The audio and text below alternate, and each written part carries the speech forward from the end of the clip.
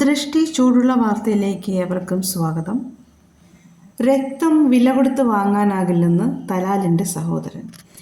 യാതൊരു തരത്തിലുള്ള മധ്യസ്ഥ ശ്രമങ്ങൾക്കും വഴങ്ങില്ലെന്നും തങ്ങളുടെ നിലപാടിൽ ഒരു മാറ്റമില്ലെന്നും തലാലിൻ്റെ സഹോദരൻ വ്യക്തമാക്കുമ്പോൾ നിമിഷപ്രിയയുടെ മോചനം ഒരു ചോദ്യചിഹ്നമായി നിൽക്കുകയാണ്. ഇനി എന്ത്, എങ്ങനെ? യമനിൽ വധശിക്ഷയ്ക്ക് വിധിക്കപ്പെട്ട് ജയിലിൽ കഴിയുന്ന നിമിഷപ്രിയയുടെ മോചനത്തിന് ഇനിയും കടമ്പകളേറെ. വധശിക്ഷയിൽ നിന്ന് ഒഴിവാക്കാൻ കൊല്ലപ്പെട്ട തലാലിൻ്റെ കുടുംബത്തിൻ്റെ സമ്മതം ആവശ്യമാണ്. ദയാധനം സ്വീകരിച്ചും അല്ലാതെയും തലാലിൻ്റെ കുടുംബത്തിന് നിമിഷപ്രിയയ്ക്ക് മാപ്പ് നൽകാൻ കഴിയും. എന്നാൽ വധശിക്ഷ നടപ്പിലാക്കണമെന്ന് തലാലിൻ്റെ സഹോദരൻ ആവശ്യപ്പെട്ടതോടെ നിമിഷപ്രിയയുടെ മോചനത്തിൽ അനിശ്ചിതത്വം തുടരുകയാണ്. നിമിഷപ്രിയയ്ക്ക് മാപ്പ് നൽകില്ലെന്നും ദയാധനം സ്വീകരിക്കില്ല എന്നുമാണ് തലാലിൻ്റെ സഹോദരൻ അബ്ദുൽ ഫത്താഹ് മഹദി പറയുന്നത്. സാമൂഹ്യ മാധ്യമങ്ങളിലൂടെയാണ് അദ്ദേഹം ഇക്കാര്യം വ്യക്തമാക്കിയിരിക്കുന്നത്.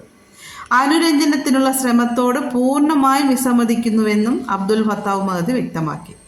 വധശിക്ഷ നീട്ടിയ നടപടി സങ്കടം ഉണ്ടാകുന്നതാണെന്ന് അബ്ദുൽ ഫത്താഹ് മഹദി പറയുന്നു. യാതൊരു തരത്തിലുള്ള മധ്യസ്ഥ ശ്രമങ്ങൾക്കും വഴങ്ങില്ലെന്നും തങ്ങളുടെ നിലപാടിൽ ഒരു മാറ്റവും ഈ സമ്മർദ്ദം ഉണ്ടാക്കില്ല എന്നും തലാലിൻ്റെ സഹോദരൻ പറയുന്നു.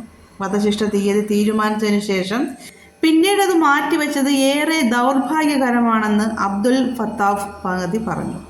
നിലപാടിൽ മാറ്റമുണ്ടാകില്ല എന്നും വധശിക്ഷ നടപ്പാക്കുന്നതുവരെ കാത്തിരിക്കുമെന്നും അദ്ദേഹം പറഞ്ഞു.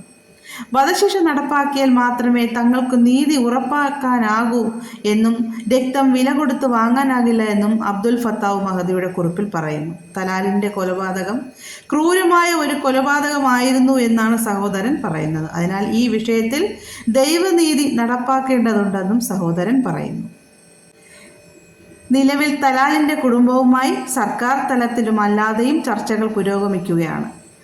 ദിയാധനം സ്വീകരിക്കുന്നതിൽ അന്തിമ തീരുമാനത്തിൽ എത്തലാണ് അടുത്ത ഘട്ടം. കാന്തപുരം AP അബൂബക്കർ മുസ്ലിയാർ വഴി പുരോഹിതർ മുഖേനയും ചർച്ചകൾ പുരോഗമിക്കുന്നുണ്ട്. ദിയാധനം സ്വീകരിക്കുന്നതിന് കുടുംബത്തിന് വിമുഖത ഉണ്ടെങ്കിൽ ആ പണം സന്നദ്ധ പ്രവർത്തനങ്ങൾക്ക് വിനിയോഗിക്കാമെന്നും ചർച്ചയിൽ നിർദ്ദേശം മുന്നോട്ട് വച്ചിരുന്നു. എന്നാൽ ഇതിനോട് കുടുംബം അനുകൂല നടപടി സ്വീകരിച്ചിട്ടില്ല.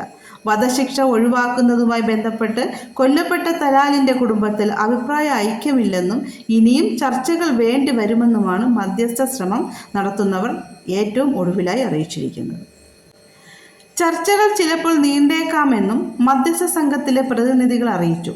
ശിക്ഷ നീട്ടിവെച്ചതിനാൽ വീണ്ടും ഇടപെടലിനായി കേന്ദ്ര സർക്കാർ നീക്കം നടത്തുന്നുണ്ട്. എന്നാൽ ഇക്കാര്യത്തിൽ വിദേശകാര്യ മന്ത്രാലയം പരസ്യ പ്രതികരണം ഒഴിവാക്കി. യമനിൽ ഇത് ക്രമസമാധാന പ്രശ്നങ്ങൾക്ക് ഇടയാക്കില്ലെന്ന് ഉറപ്പാക്കേണ്ടതുണ്ട്. നിമിഷപ്രിയയുടെ മോചനം സാധ്യമോ?